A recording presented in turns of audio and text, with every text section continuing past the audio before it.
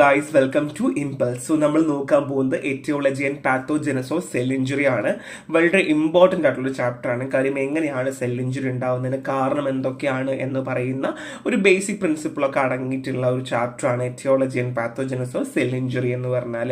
So basically cell injury എങ്ങനെയാണ് ഉണ്ടാവുന്നത്? മൊത്തം 3 തരത്തിലാണ് ഉണ്ടാവുക. First one is genetic cause, acquired cause and other factors. So എന്താണ് ജനറ്റിക് കോസ്? ജനറ്റിക് കോസ് എന്ന് പറയുന്നത് ഇൻഹെറിറ്റഡ് ജനറ്റിക് ഡിഫക്ട്, അതായത് നമ്മുടെ അച്ഛനിൽ നിന്നോ അമ്മയിൽ നിന്നോ മുത്തശ്ശിയിൽ നിന്നോ മുതുമുത്തശ്ശിയിൽ നിന്നൊക്കെ നമുക്ക് കിട്ടുന്ന ജനറ്റിക്കലി ഉണ്ടാവുന്ന ഡിഫക്റ്റ് കാരണം നമുക്ക് ഉണ്ടാവുന്ന സെൽ ഇഞ്ചുറിനെയാണ് നമ്മുടെ ജനറ്റിക് കോസ് എന്ന് പറയുന്നത്.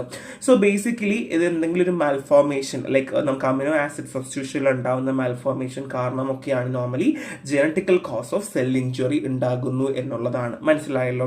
So next one is acquired cause ആണ്. സോ അതായത് നമുക്ക് ഏതെങ്കിലും ഒരു അസുഖം കാരണമോ അല്ലെങ്കിൽ ഏതെങ്കിലും രീതിയിൽ അസുഖം വന്നതിന് ശേഷം നമുക്ക് ഉണ്ടാവുന്ന സെൽ ഇഞ്ചുറിനെയാണ് നമ്മൾ acquired cause of cell injury എന്ന് പറയുന്നത്. സോ ഇവിടെ കൂടുതലായിട്ട് പറയുവാണെങ്കിൽ hypoxia, physical agent, immunological agent, chemical agent, drugs, microbial agent, ഇങ്ങനെയുള്ള എന്തിൻ്റെയെങ്കിലും ഒരു കാരണത്താൽ നമുക്ക് ഉണ്ടാവുന്ന ഒരു ഇഞ്ചുറിനെയാണ് നമ്മൾ അക്വേർഡ് കോസ് എന്ന് പറയുന്നത് കേട്ടോ. So next one is other cause ആണ്. Physiological factors like nutritional imbalance, എൻവയോൺമെന്റൽ ഇൻഫ്ലുവൻസ് ഒക്കെ വേണമെങ്കിൽ സെൽ ഇഞ്ചുറിയിൽ കോൺട്രിബ്യൂട്ട് ചെയ്യാം. സോ ഇത് നമുക്ക് ഭയങ്കരമായിട്ട് കോറിലേറ്റ് ചെയ്ത് പഠിക്കാൻ പറ്റുന്ന ഒരു 3 കോളംസ് ആണ്. എക്സാമിന് ചോദിച്ചാൽ നിങ്ങൾ ആദ്യം ചെയ്യേണ്ടത് 3 കോളമായിട്ട് വരയ്ക്കുക. Genetical cause, acquired cause and other factors വരച്ച് വെച്ചതിന് ശേഷം വേണം ഇത് എക്സ്പ്ലെയിൻ ചെയ്യാൻ കേട്ടോ. സോ ഇനി നമ്മൾ ഹൈപ്പോക്സിയ ആൻഡ് ഇസ്കീമിയ എന്താണെന്ന് പറയാൻ പോകുന്നത്. സോ ഓൾറെഡി ഹൈപ്പോക്സിയ ഇസ്കീമിയ ഒക്കെ വരുന്ന അക്വേർഡ് കോസിനകത്താണ് വരുന്നത്. സോ ഹൈപ്പോക്സിയ എന്താണ്, ഇസ്കീമിയ എന്താണ്? ഓക്സിജൻ ഡെഫിക്കസി. സോ ബേസിക്കലി ഓക്സിജൻ ഡെഫിക്കസിനെയാണ് നമ്മൾ ഹൈപ്പോക്സിയ പറയുക. സോ ഹൈപ്പോക്സിയ എന്ന് പറയുന്നത് most common cause of cell injury ആണ്. അതായത് ഓക്സിജൻ പ്രോപ്പറായിട്ട് സെല്ലിന് കിട്ടാതെ വരുമ്പോൾ ഉണ്ടാവുന്ന ഒരു രീതിനെയാണ് നമ്മൾ എന്ത് പറയുക? ഹൈപ്പോക്സിയ എന്ന് പറയുക. So leads by oxygen deficiency. So next one is reduced blood supply. So already ischemia എന്ന് പറഞ്ഞാൽ നമുക്ക് ബ്ലഡ് ഫ്ലോ പ്രോപ്പറായി വരാതെ ഇരിക്കുക. ബ്ലഡ് ഫ്ലോ പ്രോപ്പർ ആകുമ്പോൾ ഓക്സിജൻ കിട്ടില്ല അല്ലെ, ഓക്സിജൻ ഡിമാൻഡ് ഉണ്ടാവുന്നു. അങ്ങനെ എന്ത് ചെയ്യുന്നു? സെൽ ഇഞ്ചുറി അല്ലെങ്കിൽ സെൽ ഡാമേജ് ഉണ്ടാവുന്നതിനെയാണ് നമ്മൾ ഇസ്കീമിയ എന്ന് പറയുന്നത്. കാര്യങ്ങൾ മനസ്സിലായി. ഓക്സിജൻ ഡെഫിഷ്യൻസി എന്ന് പറഞ്ഞാൽ ഹൈപ്പോക്സിയ ആണ്. എന്നാൽ ഓക്സിജൻ ഡെഫിഷ്യൻസി തന്നെയാണ് ഇസ്കീമിയ. ബട്ട് എന്താണ്, ബ്ലഡ് ഫ്ലോ ഇന്റർപ്രറ്റ് ചെയ്യുകയോ അല്ലെങ്കിൽ ഏതെങ്കിലും തരത്തിൽ ബ്ലഡ് ഫ്ലോ പ്രോപ്പർലി എത്താതെ വരുമ്പോൾ എന്ത് ചെയ്യില്ല? ഓക്സിജൻ ഓർഗനിലേക്ക് എത്തില്ല. അങ്ങനെ എന്ത് ചെയ്യുന്നു? സെൽ ഡാമേജ് ഉണ്ടാവുന്നു. പിന്നെ അതർ കോസ് ഉണ്ട്. ഹൈപ്പോക്സിയ എന്ന് പറയുന്നത് നമുക്ക് വേറെ ഏതെങ്കിലും ഡിസോർഡർ കാരണം വരാം. അതായത് ഇപ്പൊ എക്സാമ്പിൾ നമുക്ക് എല്ലാവർക്കും അറിയാം, ഓക്സിജൻ ക്യാരി ചെയ്യുന്ന ആരാണ്? RBC ആണ് അല്ലേ. അപ്പോൾ RBCക്ക് എന്തെങ്കിലും ഡിസോർഡർ ഉണ്ടാവുന്നു. നമുക്ക് ഓൾറെഡി അറിയാം, സിക്കിൾ സെൽ അനീമിയ, അങ്ങനെ ഒരുപാട് തരത്തിലുള്ള ഡിസോർഡേഴ്സ്, അനീമിക് കണ്ടീഷൻ വരുന്നു. ഇല്ലെങ്കിൽ ഹാർട്ടിനോ ലങ്സ് ഡിസീസ് വരിക, അല്ലെങ്കിൽ ടിഷ്യൂ ഡിമാൻഡുകൾ വരിക, ഇങ്ങനെയുള്ള കണ്ടീഷനിലൊക്കെയാണ് ബേസിക്കലി എന്തുണ്ടാവുക? ഹൈപ്പോക്സിയ ഉണ്ടാവുക എന്നുള്ളതാണ്. സോ ഹൈപ്പോക്സിയ എന്ന് പറഞ്ഞാൽ എന്താണ് പറഞ്ഞത്? Basically lack of oxygen supply ആണ്. ആൻഡ് ഇസ്കീമിയ എന്ന് വെച്ചാൽ ബ്ലഡ് ഫ്ലോയ്ക്ക് ഉണ്ടാവുന്ന ഡിസ്റ്റർബൻസോ അല്ലെങ്കിൽ ഇൻട്രപ്ഷൻസ് കാരണം ഉണ്ടാവുന്നതാണ് ഹൈപ്പോക്സിക് സെൽ ഇഞ്ചുറി എന്ന് പറഞ്ഞാൽ. ഓക്കെ അല്ലേ? So next one is physical agent of cell injury ആണ്. So first one is mechanical trauma. ഇപ്പൊ നിങ്ങൾ ആണിയൊക്കെ അടിച്ചുകൊണ്ടിരിക്കുമ്പോൾ കയ്യിൽ വന്നിട്ട് ചിറ്റികൾ അടിക്കുകയാണ് ചെയ്യുന്നത്, കൈ എന്ത് ചെയ്യുന്നു? പൊട്ടിപ്പോവില്ല അല്ലേ? അപ്പോൾ സെൽ ഡാമേജ് ഉണ്ടാവുന്നു. ആൻഡ് തേർമൽ ട്രോമ, ചൂട് കൂടുകയോ അല്ലെങ്കിൽ തണുപ്പ് കൂടുകയോ ചെയ്യുമ്പോൾ, ഈ തണുപ്പ് കൂടിക്കഴിഞ്ഞാൽ കൂട്ടം മുറിച്ച് കളയാനേ വേറെ വഴിയുള്ളൂ. നിങ്ങൾ വീഡിയോയിലൊക്കെ കണ്ടിട്ടുണ്ടായിരിക്കും. And next one is electricity ആണ്. ഇലക്ട്രിസിറ്റി കാരണം എന്ത് ചെയ്യാം? സെൽ ഇഞ്ചുറി ഉണ്ടാകാം. പിന്നെ റേഡിയേഷൻ ആണ്. ഇത് കോമൺ കോസ് ആണ്. കൂടുതലും ഈ ന്യൂക്ലിയർ പവർ സ്റ്റേഷനിലൊക്കെ വർക്ക് ചെയ്യുന്ന ആൾക്കാർക്കും, പിന്നെ അൾട്രാ വയലറ്റും അല്ലെങ്കിൽ അയണൈസിങ് റേഡിയേഷൻ കാരണമൊക്കെ. അതുകൊണ്ടാണ് ബേസിക്കലി നമ്മൾ പറയുന്നത് സൺസ്ക്രീൻ ഒക്കെ യൂസ് ചെയ്യണം. കാരണം UV ലൈറ്റ് ഒക്കെ ഓവറായിട്ട് നമ്മൾ എക്സ്പോസ് ആവുകയാണെങ്കിൽ നമ്മുടെ സെല്ലൊക്കെ ഡാമേജ് ആവാനുള്ള ചാൻസ് ഉണ്ട് എന്ന് പറയും. So these are the physical agent: mechanical trauma, thermal trauma, electricity and radiation. So next one is immunological and chemical agents ആണ്. So already immunological agents നമ്മൾ പറഞ്ഞു. So എന്തൊക്കെയാണ് immunological agents? So hypersensitivity reactions, anaphylactic reactions, auto immune disease ഒക്കെ cell ഇഞ്ചുറിക്ക് കാരണമാക്കാം. ഇനി hyper sensitivity reaction എന്താണെന്ന് പറഞ്ഞുതരാം. അതായത് നമ്മളിപ്പോൾ ചില സമയത്ത് ചില ഫുഡ് കഴിക്കുമ്പോൾ ബീഫൊക്കെ കഴിക്കുമ്പോൾ ചില ആൾക്കാർ ഇങ്ങനെ ചൊറിയാറില്ലേ, അതേപോലെ തന്നെ നമ്മൾ അൺഎക്സ്പെക്റ്റഡ് ആയിട്ട് ഡ്രഗ്സ് കഴിക്കുമ്പോഴോ ഫുഡ് കഴിക്കുമ്പോഴോ ഏതെങ്കിലും ഒരു ഇൻട്രാക്ഷൻ കാരണം ഉണ്ടാകുന്ന റിയാക്ഷനാണ് ഹൈപ്പർ സെൻസിറ്റിവിറ്റി എന്ന് പറയാം. ഇതിപ്പോൾ നിങ്ങൾ ഇത്രയും മനസ്സിലാക്കി വെച്ചാൽ മതി. ഇനി അങ്ങോട്ട് പോകും തോറും ഇതിനെപ്പറ്റി കാര്യമായിട്ട് പഠിക്കും. ആൻഡ് അനാഫൈലറ്റിക് ഷോക്കാണ്.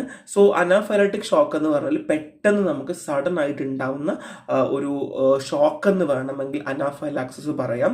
സോ BP ഒക്കെ ഡൗൺ ആയി റെസ്പിറേഷനൊക്കെ കുറഞ്ഞു വരുന്നൊരു കണ്ടീഷനാണ്. അതും ഏതെങ്കിലും ഒരു ട്രിഗറിങ് ഫാക്ടർ കാരണമാകാം. പിന്നെ ഓട്ടോ ഇമ്മ്യൂൺ ഡിസീസ് ഉണ്ട്. ഇപ്പോൾ എക്സാമ്പിൾ പറയുന്ന റുമറ്റോയ്ഡ് ആർത്രൈറ്റിസ് ഒക്കെ പോലുള്ള ഓട്ടോ ഇമ്മ്യൂൺ ഡിസീസ് ഒക്കെ ഉണ്ട് എന്നുണ്ടെങ്കിലും നമ്മുടെ സെൽ ഇഞ്ചുറി ഉണ്ടാകാം എന്നുള്ളതാണ്. Next one is chemical agents ആണ്. ഇപ്പോൾ എക്സാമ്പിൾ തന്നെ പറയുകയാണെങ്കിൽ ഇപ്പോൾ പോയിസൺ അല്ലെങ്കിൽ എന്തെങ്കിലും പൊല്യൂട്ടൻസ് കാരണമോ അല്ലെങ്കിൽ ഇൻസെക്ടിസൈഡ് കാരണമോ എന്തെങ്കിലും ഫ്ലൂയിഡ് കാരണമൊക്കെ എന്ത് ചെയ്യും, സെല്ല് ഡാമേജ് ആകാം. സോ ഇതൊക്കെ നമുക്ക് തന്നെ സ്വന്തമായി മനസ്സിലാക്കി എഴുതാം എന്നുള്ളത് മാത്രമേ ഉള്ളൂ. മേജർ ടേമുകൾ മാത്രം നോക്കിയാൽ മതി. ഇനി നമ്മൾ പറയാൻ പോകുന്നത് പാത്തോജനസ് ഓഫ് സെൽ ഇഞ്ചുറി, എങ്ങനെയാണ് സെൽ ഇഞ്ചുറി ഉണ്ടാകുന്നു എന്നുള്ളതാണ്. So first one is initial insult. അതായത് നമുക്കൊരു മനുഷ്യന് ഒരു ഇൻസൾട്ട് വരുവാണെങ്കിൽ എങ്ങനെയായിരിക്കും, അങ്ങനെ ഒരു തന്നെ പഠിക്കാം കേട്ടോ. Aetiological agent cause initial damage to cell structure or function. അതായത് ഇത് ദാമു എന്ന് പറഞ്ഞ ഒരു മനുഷ്യനാണ്. ദാമുവിന് എന്താണ് ഇൻസൾട്ട് കിട്ടുവാണ്. മറ്റേ ഇൻസൾട്ട് അല്ലേ മുരളി എന്ന് പറയുന്ന പോലെ ഫസ്റ്റ് ഇൻസൾട്ട് കിട്ടുവാണ്. അതായത് ഫസ്റ്റ് ഇനിഷ്യൽ ഡാമേജ് ഉണ്ടാവുകയാണ്. അപ്പോൾ സെല്ലിൻ്റെ സ്ട്രക്ചറിനെയോ അല്ലെങ്കിൽ സെല്ലിൻ്റെ ഫങ്ഷനോ എന്ത് ചെയ്യാം, ഒരു ഡാമേജ് ഉണ്ടാകുന്നു. ഇനി biochemical changes, alteration in chemical biochemistry include decrease ATP production and iron imbalance. So ഇങ്ങനെ ഉണ്ടായി. ദാമു ഇങ്ങനെ വീട്ടിൽ പോയപ്പോൾ ഇങ്ങനെ വിഷമിച്ച് ഈ കിട്ടി ഇൻസൾട്ട് വെച്ചിട്ട് ഇങ്ങനെ വലുതാക്കി പിരിപ്പിച്ചുകൊണ്ടേയിരിക്കുക. അപ്പോൾ എന്ത് നടക്കുന്നു, ഈ സെല്ലിനകത്ത് ATPയുടെ പ്രൊഡക്ഷൻ കുറയുന്നു. ATP ആണല്ലോ നമുക്ക് എനർജി സോഴ്സ് അല്ലെങ്കിൽ പവർ സോഴ്സ്. ATPയുടെ എണ്ണം കുറയുന്നു. അയൺ ഇംബാലൻസ് ഉണ്ട്, അയണിൻ്റെ ബാലൻസിങ് ഇംബാലൻസ് ആകുന്നു. ഇത്രയും കാര്യങ്ങൾ ഉണ്ടായി. ഇനി സ്ട്രക്ചറൽ ചേഞ്ച് ആണ്. Visible alteration in cell organs and membrane. അതായത് പിന്നെ ദാമുവിന് മാറ്റങ്ങളായി. ദാമു ഉറങ്ങുന്നില്ല, കഴിക്കുന്നില്ല, ഒന്നും ചെയ്യുന്നില്ല. അതേപോലെ സെല്ലിന് എന്ത് ചെയ്യുന്നു, നമുക്ക് കണ്ണുകൊണ്ട് കാണാൻ പറ്റും. അതിനകത്തുള്ള മെംബ്രൽസും ഓർഗൻസും ഒക്കെ ചേഞ്ചസുകൾ വരുന്നു. ആൻഡ് ഔട്ട്കം എന്ത് ചെയ്യുന്നു, വേണമെങ്കിൽ ദാമു തിരിച്ച് റിവേഴ്സിബിളായി നല്ല മനുഷ്യനെ പോലെ വരാം. ഇല്ലാന്നുണ്ടെങ്കിൽ ദാമു എന്ത് ചെയ്യാം, സൂയിസൈഡ് ചെയ്യാം. അതേപോലെ സെല്ല് വേണമെങ്കിൽ തിരിച്ച് റിക്കവറായി വരാം, ഇല്ലെങ്കിൽ എന്ത് ചെയ്യാം, ഡാമേജായി അവിടെ നിന്ന് തന്നെ നശിച്ചു പോകാം. അപ്പോൾ എന്തൊക്കെയാണ് initial insult, biochemical change including ATP production and iron imbalance, and structural change which being alteration in cell organelles, and outcome and full recovery. ഒന്നുകിൽ റിവേഴ്സിബിൾ അല്ലെങ്കിൽ ഇറിവേഴ്സിബിൾ ഇഞ്ചുറി ആകുന്നു എന്നുള്ളതാണ്. ഇത്രയുമാണ് ബേസിക് കാര്യം. So next one is reversible cell injury ആണെങ്കിൽ എങ്ങനെയാണ് reversible തിരിച്ചു കൊണ്ടുവരുന്നത് കേട്ടോ. So first one is ATP depletion. So decrease ATP produced due to hypoxia or ischemia. So already ഞാൻ പറഞ്ഞു ATP കുറയുമെന്ന് പറഞ്ഞു. ATP എങ്ങനെയാണ് കുറയുന്നത്? ഒന്നെങ്കിൽ ഹൈപ്പോക്സിയ കാരണമാകാം, അല്ലെങ്കിൽ ഇസ്കീമിയ കാരണമാകാം. സോ ഹൈപ്പോക്സിയ എങ്ങനെ എന്താന്ന് പറഞ്ഞു, ലാക്ക് ഓഫ് ഓക്സിജൻ അല്ലെങ്കിൽ demand of oxygen. Ischaemia blood flow interpret ചെയ്യുന്നത് കൊണ്ട് ലാക്ക് ഓഫ് ഓക്സിജൻ അല്ലെങ്കിൽ ലാക്ക് ഓഫ് ബ്ലഡ് പോകാത്തത് കൊണ്ട് ഓക്സിജൻ കിട്ടുന്നില്ല. And next one is intracellular change. So intracellular change ഉണ്ടെന്ന് പറഞ്ഞു. അത് എന്തൊക്കെ ചേഞ്ച് ആണ്? First one is decreased pH. നമ്മുടെ സെല്ലിന് അതൊരു pH ഉണ്ട്, ആ pHൽ മാറ്റം വരിക. അതുമാത്രമല്ല മെംബ്രെയിൻ പമ്പിന് ഡാമേജ് വരിക, പ്രോട്ടീൻ സിന്തസിസ് കുറയുക. പ്രോട്ടീൻ ആണല്ലോ നമുക്ക് ബേസിക്കലി അത്യാവശ്യം അല്ലേ. പ്രോട്ടീൻ ഉണ്ടെങ്കിൽ മാത്രമേ നമുക്ക് ഫർദർലി സെല്ലിന് മെയിൻറ്റെയിൻ ചെയ്യാൻ പറ്റുള്ളൂ. പ്രോട്ടീൻ സിന്തസിസില്ല. സോ പ്രോട്ടീൻ സിന്തസിന് റിഡക്ഷൻ വരിക. അപ്പോൾ ഇങ്ങനെയുള്ള കാര്യങ്ങൾ വരുമ്പോൾ ഇൻട്രാസെല്ലുലാർ ചേഞ്ചസും നടക്കുന്നു എന്നുള്ളതാണ്. And ultra structural changes already നമ്മൾ പറഞ്ഞു. മൈറ്റോകോൺട്രിയയിലൊക്കെ ചേഞ്ചസ് വരാം എന്ന് നമ്മൾ പറഞ്ഞല്ലേ. സോ മൈറ്റോകോൺട്രിയയിൽ പ്രൊഡ്യൂസ് ചെയ്യുന്നതാണ് ATP ആണെന്ന് നമുക്കറിയാം അല്ലെ. സോ ATP കുറയുന്നു എന്ന് നമ്മൾ പറഞ്ഞായിരുന്നു. അപ്പോൾ അതുകൊണ്ട് തന്നെ മൈറ്റോകോൺട്രിയൽ സ്വെല്ലിങ്സ് ഉണ്ടാവുക, റൈബോസോംസ് അറ്റാച്ച് ചെയ്യും. അപ്പം പ്രോട്ടീൻ സിന്തസിസ് കുറയും നമ്മൾ ഓൾറെഡി പറഞ്ഞു.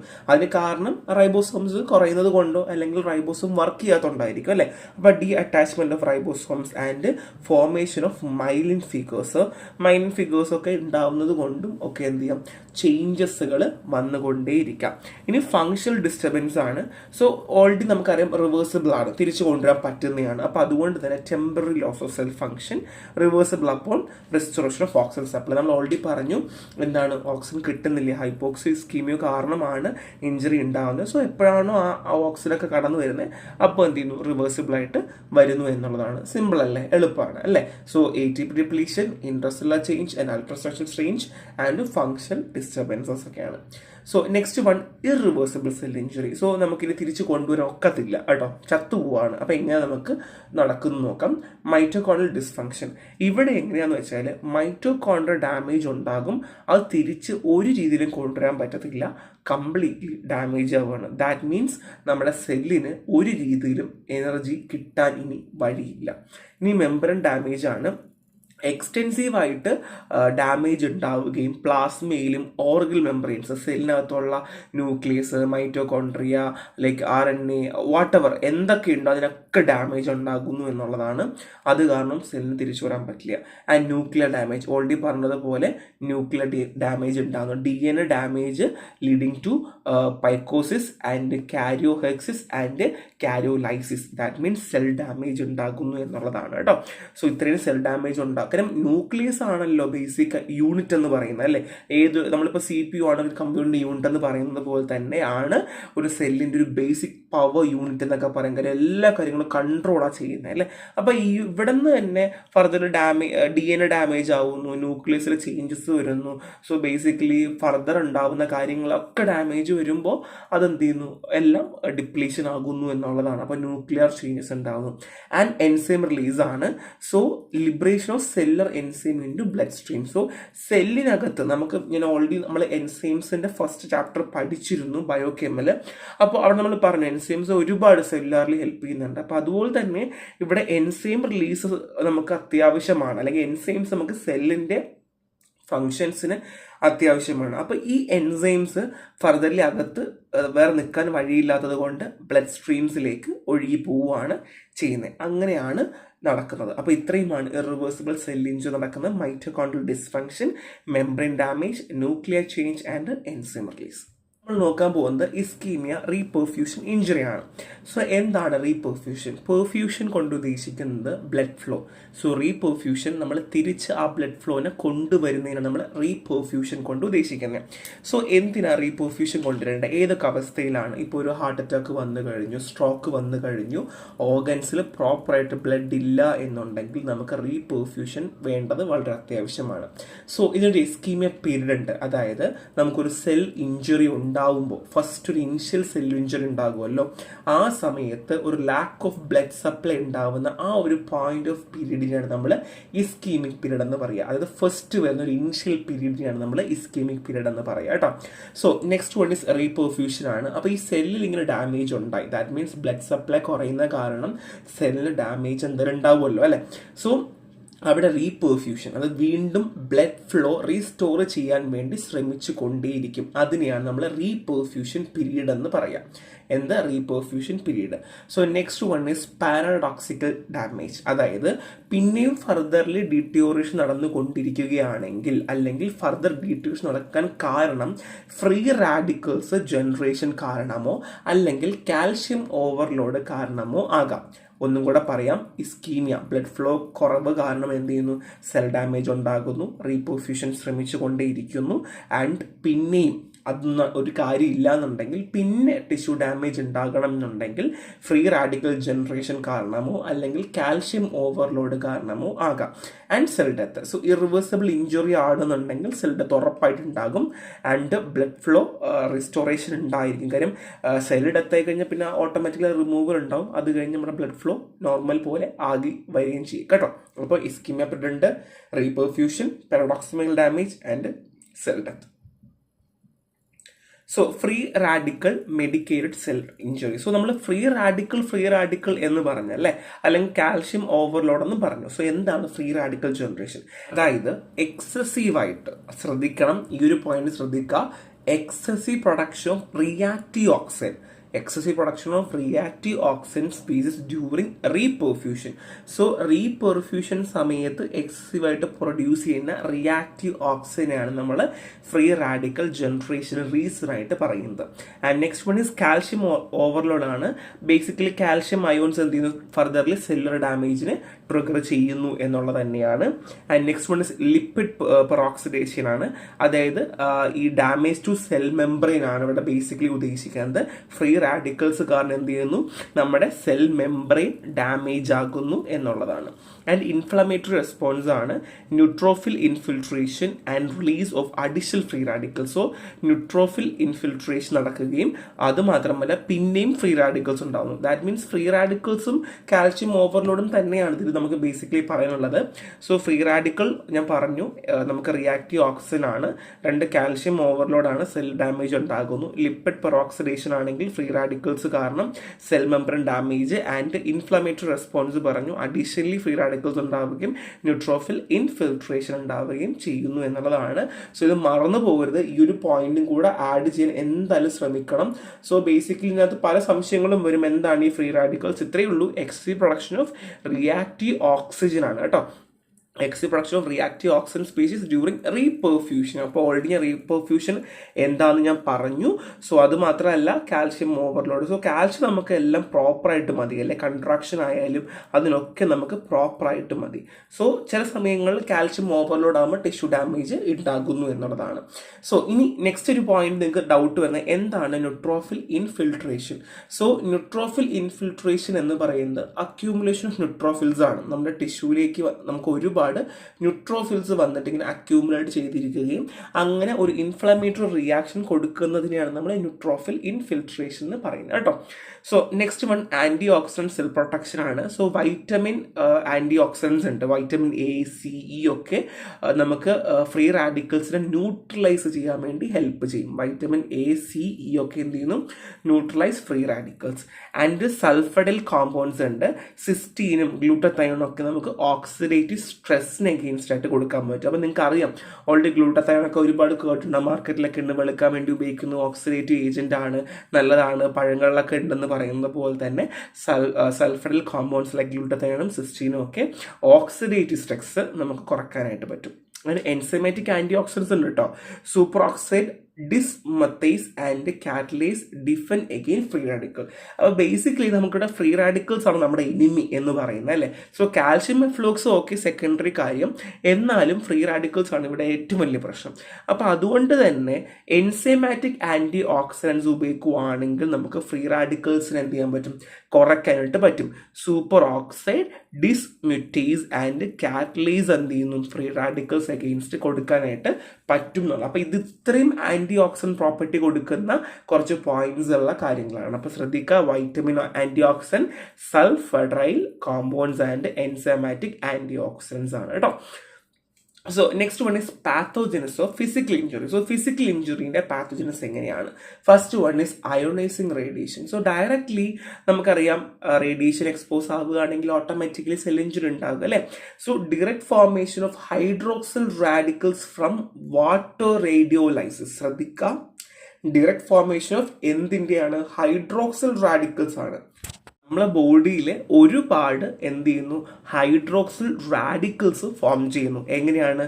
From water radiolysis. വാട്ടർ റേഡിയോലൈസിൽ നിന്ന് എന്ത് ചെയ്യുന്നു, ഒരുപാട് ഫ്രീ റാഡിക്കൽസ് ഫോം ചെയ്യുന്നു എന്നുള്ളതാണ്. And second one is DNA damage ആണ്. DNA റെപ്ലിക്കേഷൻ കുറയ്ക്കുന്നു. DNA റെപ്ലിക്കേഷൻ കുറയ്ക്കുന്നു. നമുക്കറിയാം റെപ്ലിക്കേഷൻ വേണം, എന്നാലും നമുക്ക് സെല്ല് ഫർദർലി എന്ത് ചെയ്യാൻ പറ്റുള്ളൂ, ഡെവലപ്പ് ചെയ്യാൻ പറ്റുള്ളൂ. എക്സിസ്റ്റൻസ് ഒക്കെ റെപ്ലിക്കേഷനിലാണ്. സോ DNA റെപ്ലിക്കേഷനെ ഇൻഹിബിറ്റ് ചെയ്യുന്നു. And in proliferating cells, so proliferation നടക്കുന്നില്ല എന്നുള്ളതാണ്. And next one is membrane damage ആണ്. ഓൾറെഡി സെൽ മെംബ്രെയിൻ ഡാമേജ് ഉണ്ടാകും അല്ലെ. നോൺ പ്രോലിഫറേറ്റിംഗ് സെൽസിൽ നിന്ന് എന്തായാലും സെൽ ഡാമേജ് ഉണ്ടാകും. ആൻഡ് സെൽ ഡെത്ത് മെക്കാനിസം ആണ്. സോ അപ്പോറ്റസിസും പ്രോലിഫറേഷൻ ഓഫ് സെൽസ് കാരണമാണ് നെക്രോസിസ് നടക്കുന്നു, ചത്തുപോകുന്നു. സോ ബേസിക്കലി ഇത്രയേ ഉള്ളൂ. അയണൈസിങ് റേഡിയേഷൻ ആണെങ്കിൽ ഹൈഡ്രോക്സിൽ റാഡിക്കൽസ് ഉണ്ടാകുന്നു, DNA ഡാമേജ് ഉണ്ടാകുന്നു, മെംബ്രെയിൻ ഡാമേജ് ഉണ്ടാകുന്നു. ആൻഡ് സെൽ ഡെത്ത് മെക്കാനിസം ഈ ഒരു നമ്മൾ പറഞ്ഞ എല്ലാ കാര്യം നോൺ പ്രോലിഫറേറ്റിംഗ് സെൽസ് കാരണം, അത് ഫർദർലി നമുക്ക് സെൽ എന്ത് ചെയ്യുന്നില്ല, പ്രോളിഫറേഷൻ നടക്കുന്നില്ല, സെല്ല് നോർമൽ ഇരിക്കേണ്ട രീതിയിലുള്ള ഡെവലപ്മെന്റോ ഒരു അഡ്ജസ്റ്റ്മെന്റ് നടക്കാതെ ചത്തുപോകുന്നു എന്നുള്ളത് തന്നെയാണ് നോൺ പ്രോളിഫറേഷൻ കൊണ്ട് ഉദ്ദേശിക്കുന്നത് കേട്ടോ. അപ്പൊ ഇതൊക്കെ ബേസിക് കാര്യം ഐഡിയ മനസ്സിലാക്കി വെച്ച് നമുക്ക് എഴുതാന്നുള്ളത് മാത്രമേ ഉള്ളൂ. So morphology of reversible cell injury ആണ്. സോ എന്തൊക്കെ കാരണങ്ങളാൽ നമുക്ക് തിരിച്ചു കൊണ്ടുവരാൻ പറ്റും ചില കേസുകളിൽ മാത്രം. First one is hydropic cellular swelling due to water accumulation. So water accumulation കാരണം ഉണ്ടാകുന്ന സെല്ലുലാർ സ്വെല്ലിംഗ് ആണെങ്കിൽ നമുക്ക് തിരിച്ചു കൊണ്ടുവരാൻ പറ്റും. And hyaline, so glassy homogeneous apparatus of protein. So basically നമുക്ക് നമ്മുടെ പ്രോട്ടീൻ ഒരു ഗ്ലാസി അല്ലെങ്കിൽ ഹോമോജിനസ് അപ്പാരൻസ് പോലെ ഇരിക്കുവാണെന്നുണ്ടെങ്കിൽ നമുക്ക് എന്ത് ചെയ്യാൻ പറ്റും, തിരിച്ചു കൊണ്ടുവരാനായിട്ട് പറ്റും. And mucoid, so deposition of mucus like material. So mucus like മെറ്റീരിയലിന്റെ ഡെപ്പോസിഷൻ കാരണമാണ് സെൽ ഇഞ്ചുറി ഉണ്ടെങ്കിലും തിരിച്ചു കൊണ്ടുവരാൻ പറ്റും. And next one is fatty ആണ്. So accumulation of lipid within സെൽസിനകത്ത് ലിപ്പിഡ്സ് ആണ് ഉണ്ടെങ്കിൽ പോലും നമുക്ക് തിരിച്ചു കൊണ്ടുവരാനായിട്ട് പറ്റും. സോ ഇങ്ങനെയുള്ള ചേഞ്ചസ് ഉണ്ടായാൽ അല്ലെങ്കിൽ ഇത്രയും ചേഞ്ചസ് ആണ് hydropic, that means water, hyaline that means protein, mucoid like mucus, fatty means lipids. ഇത്രയുമാണ് അക്യൂമുലേറ്റ് ചെയ്യുന്നതെങ്കിൽ, ഇത്രയും കാരണമാണ് ചേഞ്ചസ് ഉണ്ടാവുന്നുണ്ടെങ്കിൽ നമുക്ക് എന്ത് ചെയ്യാം, തിരിച്ചു കൊണ്ടുവരാനായിട്ട് പറ്റും എന്നുള്ളതാണ് കേട്ടോ. So first one is hyaline change. So intracellular change. So നമ്മൾ ഓൾറെഡി പറഞ്ഞല്ലേ എന്താണ് ഹൈലിൻ എന്ന് പറഞ്ഞാൽ എന്താണ്, നമുക്ക് ഗ്ലാസി ഹോമോജനസ് അപ്പാരൻസ് ഓഫ് പ്രോട്ടീൻ ആണല്ലേ. സോ ഇൻട്രാസെല്ലുലാർ ഹൈലിനാണ് ഫസ്റ്റ് നോക്കാൻ പോകുന്നത്. ഹൈലിനോ ഹയാലിനോ നിങ്ങൾ പറഞ്ഞു കേട്ടോ. സോ ഇൻട്രാസെല്ലുലാർ ഹയൽ നമ്മൾ ആദ്യം നോക്കാൻ പോകുന്നത്. സോ അതെങ്ങനെയാണെന്ന് പറഞ്ഞുതരാം. എവിടെയൊക്കെ കാണും, എപ്പിത്തീലിയൽ സെൽസിൽ കാണും. എവിടെ കാണും, എപ്പിത്തീലിയൽ സെൽസിൽ കാണും. And including hyaline droplets in renal tubules. Renal tubules അല്ലെ, കിഡ്നിയിൽ കാണുന്ന റിനൽ ട്യൂബ്യൂൾസ് അവിടെയും കാണും. അത് മാത്രമല്ല ഹെപ്പാറ്റോസൈറ്റ്സ് എവിടെയാണ്, നമ്മുടെ ലീവറിലും കാണും. So Mallory's hyaline in the hepatocytes. Location മാത്രം പഠിച്ചാലും മതി. ഇൻട്രാസെല്ലുലാർ ഹൈലൈൻ എവിടെ കാണും എന്നാണ്. First one is epithelial cells, ഇനി hyaline droplets in renal tubules and hepatocytes. ഇനി എക്സ്ട്രാ സെല്ലുലാർ ഹൈലൻസ് ഉണ്ട്. എക്സ്ട്രാ സെല്ലുലാർ ഹൈലൻസ് ഉണ്ട് എവിടെ കാണും, കണക്റ്റീവ് ടിഷ്യൂവിൽ കാണും. ലൈക്ക് ലിയോമോമാസ് അല്ലെങ്കിൽ ഓൾഡ് സ്കാർസ് ആൻഡ് ഹൈൽനേസ്ഡ് ഗ്ലോമുർലി എവിടെയും കാണാറുണ്ട്. അതായത് എന്താണ് ഫസ്റ്റ് ലിയോമസ് എന്ന് പറഞ്ഞുതരാം. സോ ലിയോമയോമസ് എന്നാണ് പറയുക. സോ ലിയോമയോമസ് ചില കൈൻഡ് ഓഫ് ഫിബ്രോയിഡ്സ് ആണ്. നമ്മുടെ യുട്രൈൻ മയോമ എന്നൊക്കെ പറയും. നമുക്കിത് നോൺ ക്യാൻസറസ് ആണ്. നമ്മുടെ യൂട്രസിനകത്ത് വരുന്ന നോൺ ക്യാൻസറസ് ആയിട്ടുള്ള ചെറിയൊരു ടിഷ്യൂന്നോ അല്ലെങ്കിൽ ചെറിയൊരു ഫിബ്രോയിഡ്സ് നമുക്ക് പറയാം. അതാണ് ലിയോമയോമാസ്. അവിടെ നമുക്ക് എന്ത് കാണാം, ഹൈലിൻ, ഈ ഒരു പ്രോട്ടീൻ്റെ അക്യുമുലേഷൻ കാണാം. പിന്നെ ഓൾഡ് സ്കാർ, പണ്ടത്തെ സ്കാറുകളിൽ നമുക്ക് കുറേ നാളായിട്ട് മുറിഞ്ഞു കഴിഞ്ഞ സ്കാർസിൽ കാണാം. ആൻഡ് ഹൈൽനേസ്ഡ് ഗ്ലോമുർലൈ. എന്താണ് ഹൈൽനേസ്ഡ് ഗ്ലോമുർലൈ? അത് ക്രോണിക് ആയിട്ടുള്ള ഒരു കണ്ടീഷനാണ് നമ്മൾ പറയുക. അതായത് നമ്മുടെ ഗ്ലോമുർലൈസ് ഇല്ലേ, അത് ഷ്രിങ്ക് ആയി പോകുന്നു എന്നുള്ളതാണ്.